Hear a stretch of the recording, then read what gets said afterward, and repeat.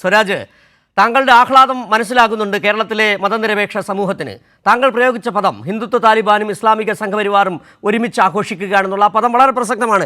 എന്താണ് നിലമ്പൂരിൽ നടന്നത്, ഇനി വരുന്ന തെരഞ്ഞെടുപ്പുകളിൽ എന്താണ് നടക്കാൻ പോകുന്നത്, ആ ആഹ്ലാദം, ആ പൊട്ടിച്ചിരി, ആ ടീച്ചറുടെ അടക്കം, ടീച്ചർ എന്ന് പറയുന്നവരുടെ അടക്കം പൊട്ടിച്ചിരി കേരള സമൂഹത്തിന് മുന്നിലുണ്ട്. എങ്ങനെ പ്രതികരിക്കുന്നു താങ്കൾ? വളരെ കൗതുകരമായിട്ടൊരു കാര്യമാണ്. തെരഞ്ഞെടുപ്പുകൾ എത്രയോ നടക്കുന്നു, അതിൽ സ്വാഭാവികമായിട്ട് ജയവും പരാജയവും ഒക്കെ ഉണ്ടാവും. നിലമ്പൂരിന്റെ തന്നെ ഒരു പൊതു രാഷ്ട്രീയ മണ്ഡലം നമുക്കെല്ലാവർക്കും അറിയുന്നതാണ്. പക്ഷെ അവിടെ ഈ തവണ ഒരു നല്ല രാഷ്ട്രീയ പോരാട്ടം നടത്താനാണ് CPIM തീരുമാനിച്ചത്. അതിന്റെ ഭാഗമായി പാർട്ടി ചിഹ്നത്തിൽ തന്നെ അവിടെ മത്സരിക്കുന്നു. അപ്പോ ആ രാഷ്ട്രീയം തന്നെയാണ് ജനങ്ങളുമായി സംവദിച്ചത്. നാടിന്റെയും ജനങ്ങളുടെയും പ്രശ്നങ്ങൾ ചർച്ച ചെയ്യുന്ന ഒരു തെരഞ്ഞെടുപ്പാക്കി മാറ്റാൻ ഞങ്ങൾ ശ്രമിച്ചു. അതിൽ വിജയിക്കുകയും ചെയ്തു.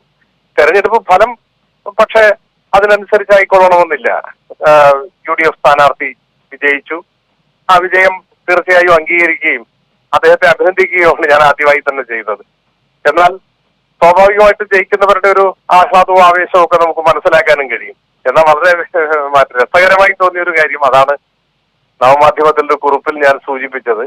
വളരെ രസകരമായ ഒരു കാര്യം എന്ന് വെച്ചാൽ അതിൽ ഏറ്റവും കൂടുതൽ ആവേശം കൊണ്ട് ആഹ്ലാദത്തിമിർപ്പിൽ രംഗത്ത് വന്നത് സംഘപരിവാറായിരുന്നു ആദ്യം. അതിൽ ടീച്ചർ എന്ന് അവകാശപ്പെടുന്ന കുറച്ചു കാലമായി കേരളത്തിൽ വലിയൊരു വർഗീയ കലാപം ലക്ഷ്യം വെച്ചുകൊണ്ടുള്ള വിഷ പ്രചരണം നടത്തുന്ന ഒരു ആളുണ്ട്. അവര് അതിൽ ആഹ്ലാദം പ്രകടിപ്പിച്ചുകൊണ്ട് രംഗത്ത് വന്നു. ആ ഗണത്തിൽപ്പെട്ട കുറെ ആളുകൾ വന്നു. അപ്പൊ നമ്മൾ കാണേണ്ട ഒരു കാര്യം, അവരുടെ സ്ഥാനാർത്ഥി അവിടെ കെട്ടിവെച്ച കാശ് നഷ്ടപ്പെട്ടു പോയിരിക്കുകയാണ്. പക്ഷെ അതിലവര് വിഷമിക്കുന്നില്ല, അതിലൊരു നിരാശയും അവർക്കില്ല.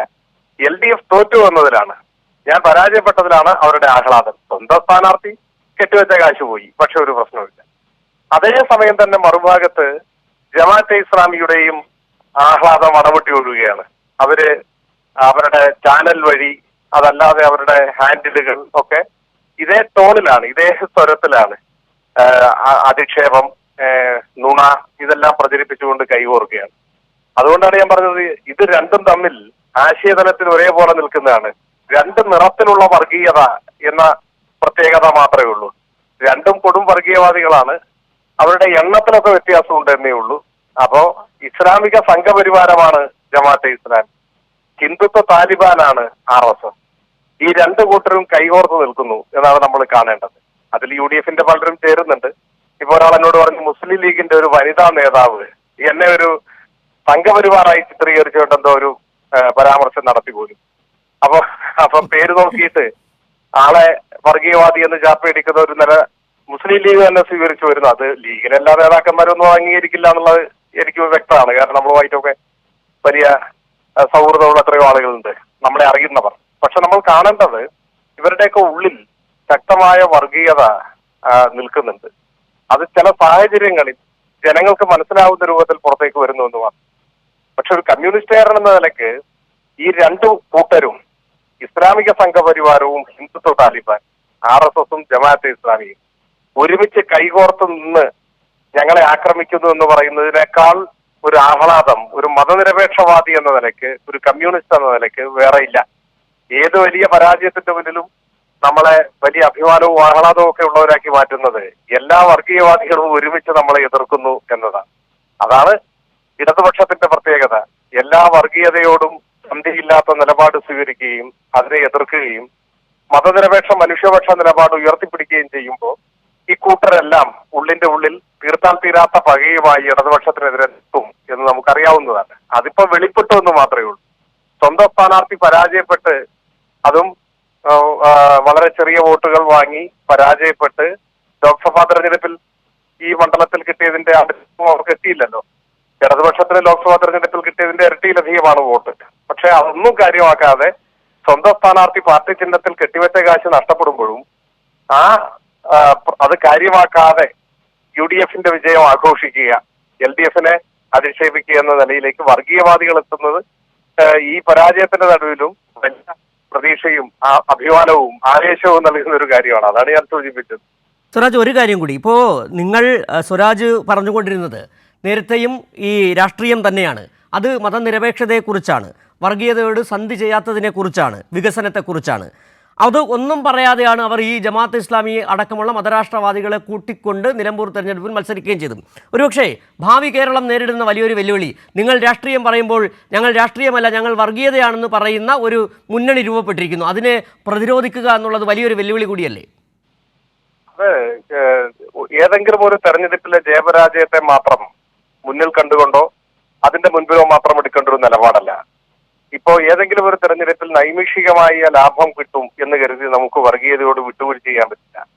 ശക്തമായ മതനിരപേക്ഷ നിലപാട് സ്വീകരിക്കുക. അതിന്റെ ഭാഗമായി തൽക്കാലം എന്ത് നഷ്ടം വന്നാലും ദീർഘകാലാടിസ്ഥാനത്തിൽ നമ്മുടെ സമൂഹത്തിന് അത് വലിയ ഗുണം ചെയ്യും. മറിച്ച് വർഗീയതയുമായി കൈകോർത്താൽ അത് സമൂഹത്തിന് വലിയ ദോഷം സൃഷ്ടിക്കുകയും ചെയ്യും.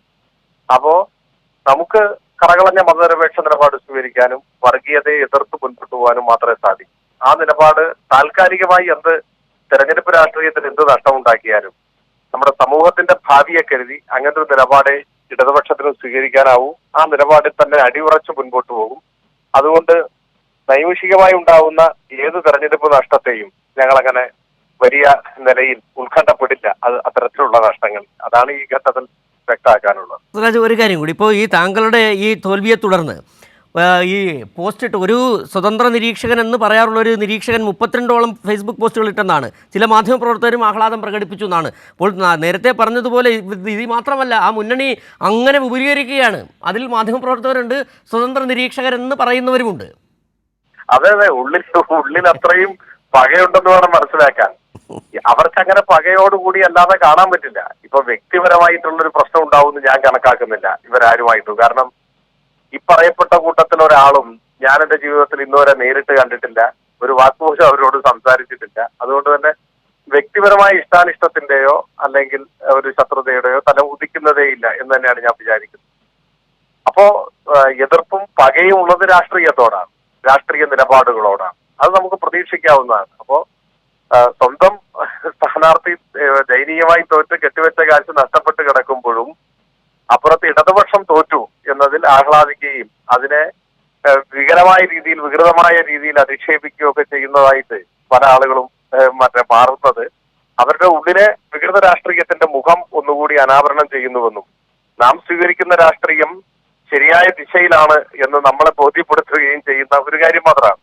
ഇതിൽ എന്തെല്ലാം അധിക്ഷേപങ്ങളാണ് വന്നുകൊണ്ടിരിക്കുന്നത്, അതൊന്നും അങ്ങനെ മറുപടി അർഹിക്കുന്നതല്ല. ഇപ്പൊ കുറെ കൂട്ടരെ ഇറങ്ങിയിട്ടുണ്ടല്ലോ, സ്വന്തം പഞ്ചായത്ത് സ്വന്തം ബൂത്ത് എന്നൊക്കെ പറഞ്ഞിട്ട്. ഏത് പഞ്ചായത്തിനെ കുറിച്ചാണ് ഇവർ പറയുന്നത് എനിക്ക് മനസ്സിലായി. ഇവ പരാജയപ്പെടുന്ന സമയത്ത് എല്ലാ പഞ്ചായത്തും അങ്ങനെയൊക്കെ തന്നെ ആയിരിക്കും. ഇപ്പോ യൂത്ത് കോൺഗ്രസിന്റെ പ്രസിഡന്റ് പറഞ്ഞായിട്ട് കേട്ടു, പുള്ളിയുടെ ജില്ലയിൽ പുള്ളി രാഷ്ട്രീയത്തിൽ വന്നതിന് ശേഷം ഒരു സീറ്റ് കോൺഗ്രസിന് കിട്ടിയിട്ടില്ല. ഏത് ആ ജില്ലയിൽ അദ്ദേഹത്തിന്റെ നിയോജകമണ്ഡലവും പഞ്ചായത്തും ഒക്കെ എന്താ സ്ഥിതി അവിടെ അന്വേഷിച്ച് നോക്കിയാൽ അറിയാം. ഞാൻ പറയുന്നത് അതല്ല വിലയിരുത്തേണ്ട മാനദണ്ഡം. ഇപ്പൊ ഞാൻ ആദ്യമായിട്ട് നിയമസഭയിലേക്ക് ജയിക്കുമ്പോൾ നമ്മുടെ പ്രതിപക്ഷ നേതാവിന്റെ ഇന്നത്തെ പ്രതിപക്ഷ നേതാവിന്റെ നാട്ടിലാണ് ജയിക്കുന്നത്, അദ്ദേഹത്തിന്റെ നാട്ടിലാണ്. അപ്പൊ ഇത് പ്രതിപക്ഷ നേതാവിന്റെ നാട്ടിൽ എനിക്ക് ഭൂരിപക്ഷം കിട്ടിയത് ഞാൻ വേദിയെടുക്കാൻ പോയിട്ടില്ല. ഇതൊക്കെ ഈ അല്പത്തരത്തിന്റെ ലക്ഷണമാണ്. ഇപ്പോ ഓരോ നേതാക്കന്മാരുടെയും ബൂത്ത് പഞ്ചായത്ത് എന്നൊക്കെ പറഞ്ഞാൽ അവിടെ കേന്ദ്രീകരിച്ചാണോ അവർ പ്രവർത്തിക്കാറുള്ളത്? ഇപ്പോ കഴിഞ്ഞ തെരഞ്ഞെടുപ്പില് 99 സീറ്റിൽ UDF പരാജയപ്പെട്ടത്. അപ്പൊ UDFന്റെ നേതാക്കന്മാരുടെയൊക്കെ ബൂത്ത് ഏതായിരുന്നു, പഞ്ചായത്ത് ഏതായിരുന്നു, അതൊക്കെ പരിശോധിച്ചാൽ ഇവർക്കാർക്കെങ്കിലും രാഷ്ട്രീയ പ്രവർത്തനം നടത്താൻ പറ്റും. പക്ഷെ നമ്മളങ്ങനെ ചെയ്യാത്തത് അവിടെ കേന്ദ്രീകരിച്ചല്ല അവരൊന്നും രാഷ്ട്രീയ പ്രവർത്തനം നടത്തുന്നതൊന്നും. തെരഞ്ഞെടുപ്പ് എന്ന് പറഞ്ഞു കഴിഞ്ഞാൽ അതിനെ വിശാലമായ അർത്ഥത്തിൽ അതിന്റെ സന്ദേശം ഉൾക്കൊള്ളുകയാണ് വേണ്ടതെന്നുള്ള തിരിച്ചറിവ് കൊണ്ടാണ്. ഇനി നമുക്കിതൊക്കെ എടുത്തു വെച്ച് പരിശോധിച്ചു കഴിഞ്ഞാൽ ഇപ്പോ ആക്ഷേപിക്കാൻ വരുന്നവര് ഓടി ഒളിക്കാൻ ആർക്കും വഴിമതിയാവില്ല. അത്രയും പറയാനുള്ളൂ ആ കാര്യം.